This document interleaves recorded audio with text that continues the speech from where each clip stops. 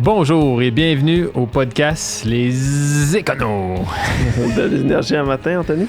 En effet, Christophe. Christophe, qu'est-ce que tu as concocté pour nous aujourd'hui? Ouais, aujourd'hui, écoute, j'ai tiré une dizaine d'informations financières, des faits intéressants que je pense qu'il serait intéressant que moi et toi on discute. Super. Puis qu'on présente à nos chers auditeurs. Donc, sans plus tarder, Anthony. On part ça.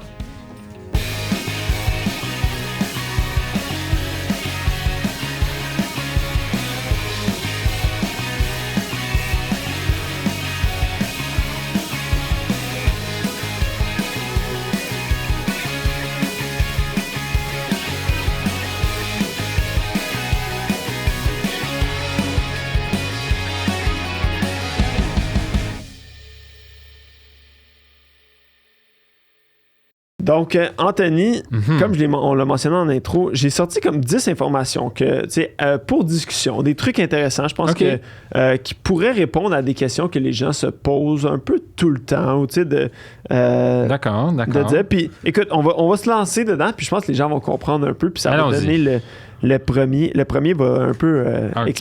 les gens vont comprendre de quoi on parle. Donc, le premier... question que je me posais puis que j'allais chercher l'information, c'est qui font partie du 1% des gens les plus fortunés au Québec. Donc, question, combien il faut que tu gagnes par année pour être dans le top 1%? OK, intéressante question. Au Québec. La réponse, 190 000 par année. Ouh! Il y a 64 175 personnes là, qui sont dans le top 1%. OK. Selon au Québec, donc qui a quand même de l'allure. Là, on a à peu près 6-7 millions.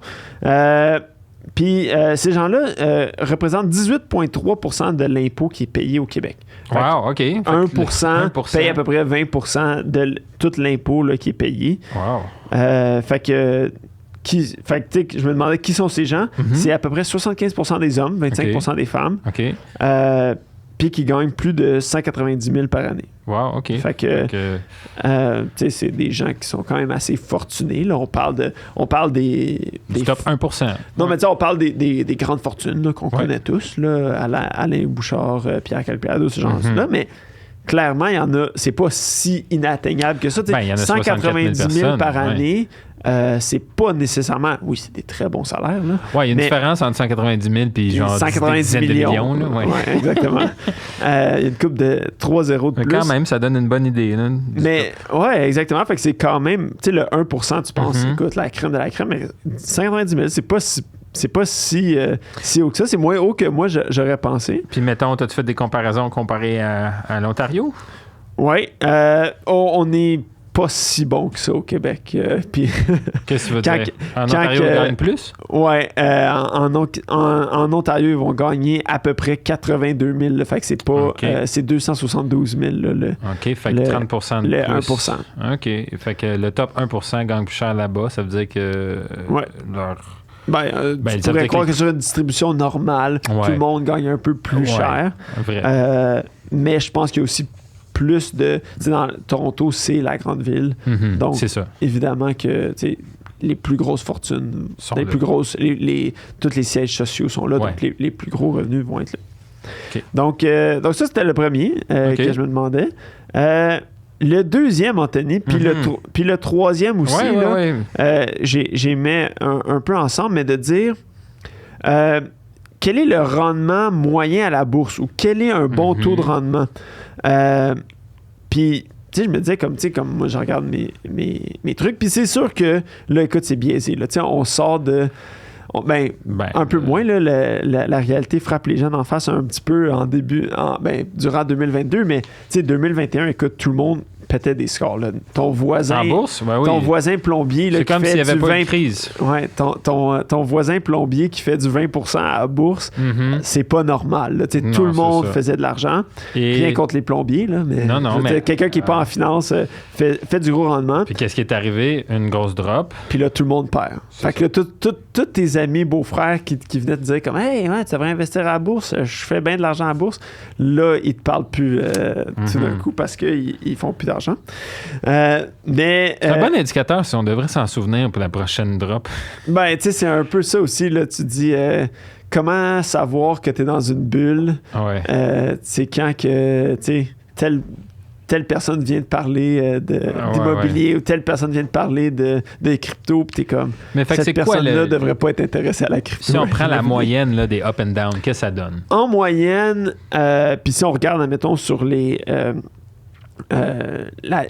derniers 100 ans, c'est à peu près 10% par année. Okay. Fait que, tu sais, un rendement de 10%, c'est un rendement qui est moyen, c'est un bon rendement. Puis ça, c'est avant inflation, le 10%? J'imagine. Oui. C'est un rendement. Ben, non, plus ou moins. Pas ajusté pour l'inflation. Parce que tu vas avoir des années, on parle juste de croissance, de rendement. Fait que si tu mettais un 1000$ à la bourse, ben là, sur 10 ans, ça ferait 10% à chaque année. Oui, exactement. Si tu investis à un taux moyen, c'est à peu près ça. Tu vas avoir des années où est-ce que tu vas avoir 20%, tu vas avoir des années où tu vas perdre 5%, mais sur un taux moyen. Puis c'est pour ça aussi qu'il faut dire aux gens là, ça va mal, là, dire comme, c'est pas grave, c'est à long terme. À long terme, ça va croître. Si tu te fiais à juste la théorie, en fait, maintenant serait le bon temps pour investir. Alors que c'est encore bas. Ça va peut-être encore descendre pas mal. Ça se peut. Moi, j'attends. Buy the dip. Allons. Fait que non, écoute, Puis en parlant d'acheter... On parle de 10%. Puis... La question numéro 3, tu disais... est-ce que c'est... mon autre question, tu lis dans mes notes. Est-ce que c'est une bonne idée d'investir dans un fonds indiciel? Donc, un indice boursier de quelque chose qui suit le S&P 500. Oui. Ouais. Dans la plupart des cas, puis même, je pense que c'est Warren Buffett qui dit quand je décède, genre tout son argent veut être investi dans un fonds qui suit... Un indice boursier. Oui, exactement. Moi, en fait, Christophe, je dois t'avouer que ça fait partie de ma stratégie je te dirais, la majeure partie de mon portfolio était un indice boursier. Oui, moi aussi, je pense qu'à 95%. J'aime mieux faire du steady 8-10, comme on dit, là, plutôt que de faire 20% une année, moins 10 l'autre, moins 15 l'autre, plus 30. Ou juste de te planter complètement. Il n'y a rien de pire que de passer beaucoup de temps à... Parce que... veux pas, si tu veux être un bon investisseur, il y a beaucoup d'informations à aller chercher quand tu veux investir. C'est comme, tu sais, les gens passent beaucoup de temps, c'est comme acheter une entreprise. En fait, peut-on juste clarifier c'est quoi un indice boursier?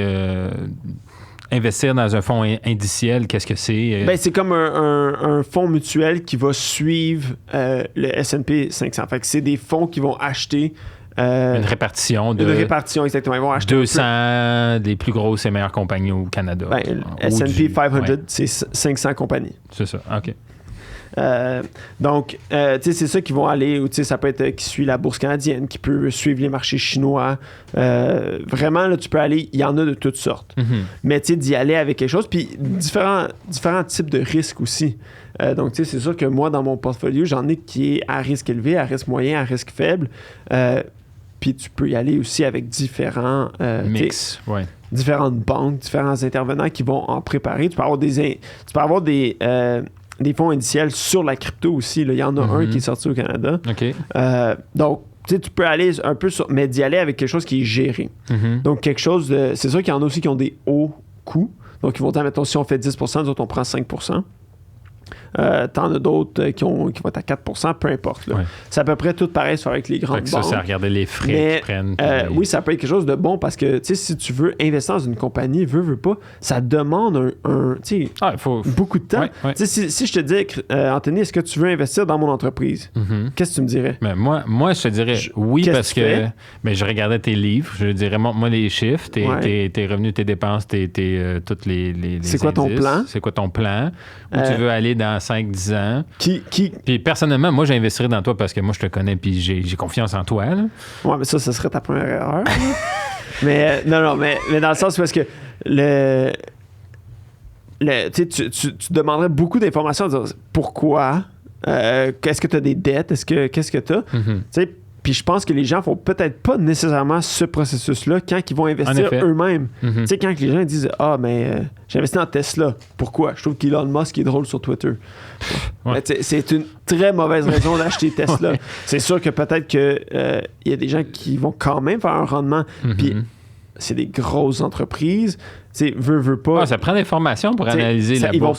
Ils vont pas faire faillite demain matin comme une petite entreprise qui. C'est pas mal plus difficile de faire faillite. Non, mais il y a beaucoup des acheteurs, mais. Tu sais, jouer à la bourse, là, c'est beaucoup d'être au courant des tendances, savoir qu'il y en a un qui est en train de monter et qui va retomber ou peu importe, puis de placer son argent en conséquence, puis de l'enlever au bon moment. Exactement. Fait que pour ça que les fonds indiciels, c'est une très bonne idée. C'est ça. C'est juste sécuritaire. Moi, je pense que. Et c'est simple.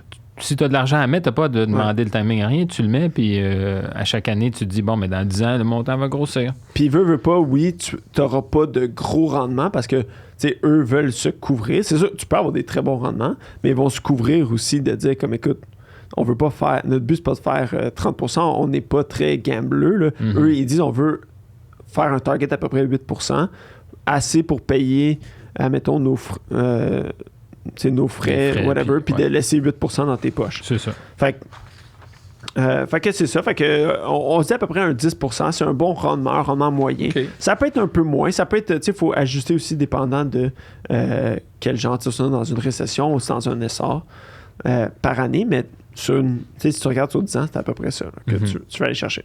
Prochain sujet. Ouais. Le prochain sujet, j'essaie de penser où est-ce que je m'en allais. Là. OK. On va parler...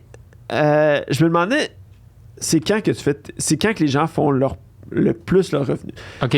Quand est-ce que leur salaire était plus élevé dans leur vie? Là? Exactement. Tu sais, parce qu'on pense souvent... Est-ce que c'est en sortant de l'université? Non. 100% Est-ce que c'est quand tu es étudiant à l'université? Surtout pas. Est-ce que vas-y, j'ai hâte de savoir. Là, tu peux faire de l'argent puis rester à la maison. Ou c'était des prêts bourses aussi. Là, tu sais, les bourses, à l'heure, t'es payé quand même assez cher. Vrai, par rapport au ratio de dette. Là. Ouais. Mais tu peux être... comment est-ce que tu définis d'être riche? Mais on parle du revenu gagné. Okay. Donc, tu sais, c'est sûr que les gens vont, dans la plupart des cas, faire le plus de revenus juste avant la retraite. Parce que, tu sais, c'est rare que tu te une baisse salariale. Là. Souvent, les gens vont avoir une augmentation. Plus d'expérience, plus de compétences. Ouais. Exactement. Puis, au moment de la retraite, tu vas... tes revenus vont baisser parce que là, c'est ce que tu as économisé. Si tu as bien joué tes cartes puis tu as eu des très bons placements, peut-être que ton revenu peut continuer d'augmenter là, si tu dépenses moins que les rendements de tes placements. Mais dans la plupart des cas, ça va être au moment de la retraite, ça va être le plus haut. Puis, j'ai regardé la distribution des gens là, selon leur âge puis selon leur revenu. Puis la plus grande proportion des gens qui font 50 000 et plus est entre 40 à 54 ans. Okay. Donc, c'est-à-dire que les gens qui gagnent, admettons, en haut de 100 000, là, il y en a le plus entre 40 et 54 ans. Pourquoi que ça continue pas de 55 à 64? Ouais. Parce qu'il doit en avoir quand même une bonne majorité là-dedans qui vont prendre leur retraite. Donc, si tu gagnes plus que 100 000, disons que ça peut être... c'est entre 40 et 54 ans que tu fais ton pic là, du salaire. Mais après ça, que tu vas aller prendre ta retraite. Ouais, mais tu sais, ces gens-là, il y a quand même un 11% qui gagnent en haut de 100 000 de 55 à 64. Mais tu sais, faut que tu penses que les gens vont peut-être commencer à partir de 54 ans, c'est là que les gens commencent à dropper puis partir à la retraite ou de réduire la cadence aussi. C'est assez populaire là, ces temps-ci de dire comme je vais prendre une retraite graduelle, donc je vais tomber à un 4 jours, 3 jours, 2 jours. Okay. Fait que c'est ces gens-là, mais ça confirme un peu ce que je pensais de dire comme à la retraite, c'est là que tu vas faire ton plus haut salaire. OK, intéressant. Puis là, je parlais du 50 000 là, parce que c'est à peu près le revenu moyen. Là. OK, dans le sens qu'entre 40 et 54 ans, la moitié du monde gagne 50 000 plus? Ouais. Juste de façon générale, 50 000, c'est comme si tu veux faire un truc rapide, là, c'est à peu près la moyenne de revenus au Québec. Annuellement. Okay. Là, c'est pas exactement ça, là, mais si tu veux faire ça très rapide.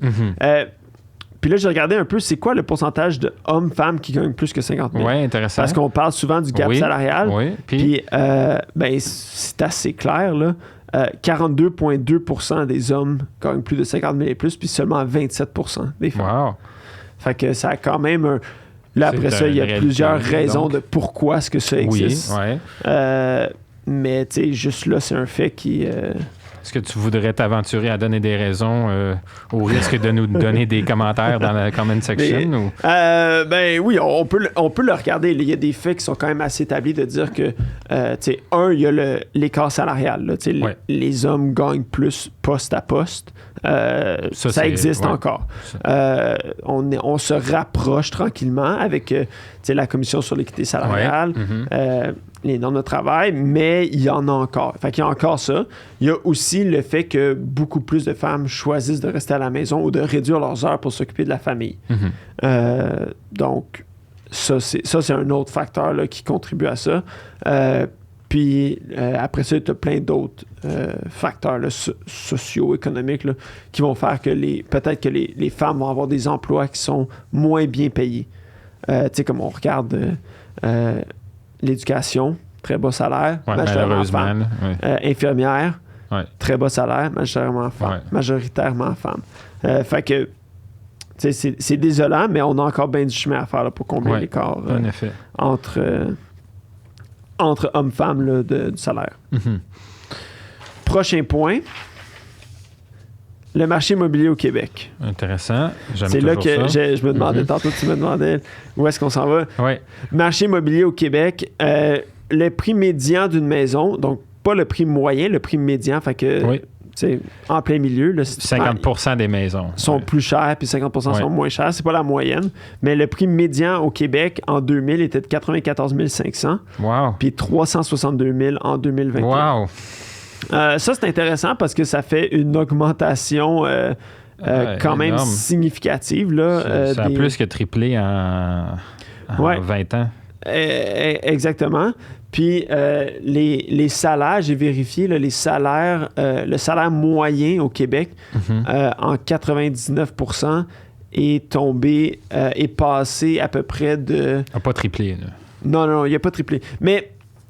C'est aussi, fait que on peut le regarder là, d'une autre perspective, là, mais le salaire a augmenté d'à peu près 30%, le salaire moyen. OK, le salaire a augmenté de 30%, mais les maisons ont triplé. Mais les maisons ont triplé. Le prix médian, ça c'est le prix médian. Oui. Si je me cherche une maison, si 50% des ménages se cherchent une maison. Oui, puis tu sais, à Montréal, si on peut le regarder par rapport à leur budget, en 2000, on parlait d'à peu près 25,6%.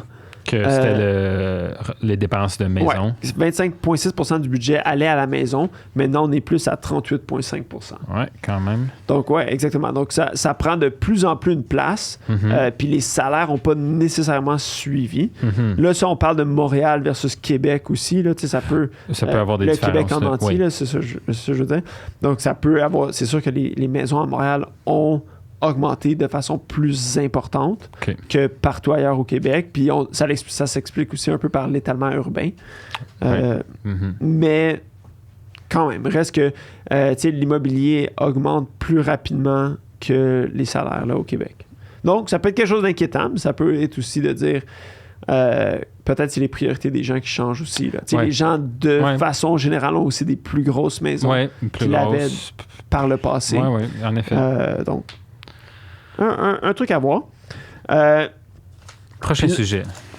On va parler puis un peu dans la même façon, là, l'inflation. C'est le sujet. Oui. Le sujet on ne pourrait pas faire un podcast ces jours-ci sans parler d'inflation. Non, exactement. Donc, c'est sûr que les gens trouvent ça difficile, mais faut pas paniquer quand même. On a déjà vu pire. 6%. Le problème est que ça fait très longtemps qu'on a de l'inflation qui est très, très bas. Oui. Ça fait très, très, très longtemps qu'on n'a pas eu ça. Que les taux de tout est bas là, depuis 20 ans. Puis le fait que nos taux d'intérêt, c'est surtout les taux d'intérêt là, qui inquiètent les gens, puis le fait que l'inflation est un peu... Tout arrive en même temps. Mais il faut parler que dans les années 80, les taux d'intérêt pour les propriétés pouvaient aller jusqu'à 13-15%. C'était pas anormal d'aller chercher une hypothèque à ce prix-là. On n'est pas rendu là, puis pas encore, puis loin. Même que dans le début des années 80, l'inflation a monté jusqu'à 13,5%. annuel. Donc, le 6 % qu'on vit en ce moment, c'était à peu près la moyenne là, dans les années 70-80. Fait faut pas s'inquiéter, c'est pas la fin du monde. C'est sûr que je pense que les gens, il faut qu'ils fassent attention parce que les budgets puis la façon que tu dépenses ton argent, ça va changer. Faut que tu t'y attendes. Là. Les plus prévoyants vont peut-être être corrects, puis ceux qui étaient plus à la limite, mais là, vont avoir des problèmes financiers parce que déjà là, dans la meilleure des situations possibles, dépensaient leur budget et même un peu plus. Quand l'emprunt est facile, il n'y a pas de problème. Tu peux t'en sortir, mais quand que les taux d'intérêt montent, c'est là que tu peux avoir des problèmes. Ben, c'est ça. Puis l'autre truc, c'est la valeur du dollar. L'inflation puis la valeur du dollar, ça va ensemble. Juste pour dire, $1 de 1970, ça ne vaut que 13 sous maintenant. Wow. Juste pour te dire l'inflation qu'il y a eu, pour dire que ça a presque dévalué $1 en entier. On a quasiment eu presque 100% du dollar qui est disparu là, avec 50 ans. Exact. Fait que faut pas s'inquiéter trop. C'est sûr c'est inquiétant, mais on a vu pire. On a survécu à pire. Ça montre aussi là, de l'importance de peut-être placer son argent. Là. L'inflation, ça gruge. Si quelqu'un le laisse dans un compte de base qui ne gagne rien, exactement. Au bout de 50 ans, il ne vaudra plus rien. Exactement. Fait que le compte chèque à 0% d'intérêt, c'est là que tu perds ton argent. C'est ça. Il ne faudrait pas que toute ta fortune soit là. Il faut la mettre quelque part. Par contre, en ce moment, où il y a de l'incertitude sur les marchés boursiers, c'est peut-être une bonne chose d'avoir de l'argent comptant que tu vas pouvoir aller investir quand que le marché... Quand l'opportunité se présente. Exactement. L'opportunité se présente, ou même les prix des maisons vont commencer à diminuer. C'est le temps là, de se préparer, de dire comme, peut-être si on veut faire un move, quand le prix des maisons va diminuer, d'acheter sa première propriété ou de le mettre dans quelque chose qui est modéré comme rendement, mais qui est plus flexible en termes de retrait. Oui, exactement. D'être prêt à avoir des opportunités. Là. Fait que tout problème apporte ses opportunités. Là. Donc, si on veut le regarder de façon plus positive, là, c'est pas une mauvaise chose. Dernier sujet. Dernier sujet que je voulais parler, c'est je voulais voir, selon toi, Anthony, puis là, je sais que tu as mes notes, là, mais... Non, je ne regarderai pas. Sans les regarder, les revenus personnels par région au Québec, c'est où tu penses que on gagne le plus au Québec en moyenne? Le plus, moi, je dirais Métropole Montréal. Non. Troisième. C'est la troisième? Troisième. OK. Les banlieusards autour de Montréal. Deuxième. OK. La Montérégie, deuxième. OK. Numéro 1, ça va être les gens qui vivent à Québec. Oui, numéro 1, c'est Québec. Fait que Québec a un revenu moyen de 48 491 $, annuel. Après ça, j'ai dit Montérégie, puis après ça, Montréal. Puis si tu regardes, c'est lesquels à l'inverse, les trois régions avec le plus bas revenu. Ça va être ceux qui sont le plus éloignés, j'imagine. Oui, exactement. Fait que tu as le nord du Québec qui a le plus bas à 37 000, Gaspésie, Île-de-la-Madeleine à 38 000, puis Mauricie à 39 000. OK. Fait que non, c'est intéressant parce que moi, ça m'a surpris. C'est surtout le fait que Montréal était troisième. Oui, c'est vrai. Ça m'a... Tu sais, je m'étais dit, OK, peut-être deuxième, là, tu sais. Oui. Moi, c'était ça mon idée. Là. Même si tu me demandais pour Ontario, j'aurais tendance à dire Toronto. Oui, exactement. Mais peut-être, j'imagine, c'est une question démographique ou une question de quartier ou je sais pas, là, ils se mettent peut-être dans un autre quartier. J'ai pas été fouillé plus loin à savoir qu'est-ce qui expliquait ça. C'est sûr qu'on parle de revenus moyens. Okay, quand tu parles en ville, tu as quand même beaucoup d'endroits que c'est plus des étudiants, plus en appartement, des moins grandes résidences. Versus que la moyenne dans les alentours de Montréal sont peut-être différentes. Tu as des plus grosses maisons. Mais qu'est-ce qui explique Québec versus Montréal? Je pense que Québec a peut-être un moins grand centre étudiant, moins grand centre de logement. Je connais pas très bien la géographie de la ville de Québec, mais c'est un peu différent là, versus Montréal qui est vraiment concentré sur par quartier où tu as plus de... ce serait un bon sujet de podcast, ça, de parler de la ville de Québec, de l'économie de la ville de Québec, s'il y en a des auditeurs là, qui sont au courant. Des spécialistes pour raviver la rivalité Québec-Montréal. Là, je pense qu'on l'a su récemment, là, de comme Québec... n'aura pas son équipe de hockey avant un bon bout. Là, ben là, oui. Avec la vente des Sénateurs d'Ottawa. Moi, je tenais pas mon souffle, je suis désolé de dire. non, ben, tu sais, un peu ben oui. repartir cette rivalité-là. Bon, 10 faits très intéressant. Christophe, merci pour toute cette recherche. Des faits intéressants, puis encore une fois, si vous avez des faits qui sont intéressants comme ça, que vous voulez partager, n'hésitez pas. Puis sinon, Anthony, c'est tout pour moi. Bon, on vous souhaite une excellente journée, les éconos. Merci, bye-bye.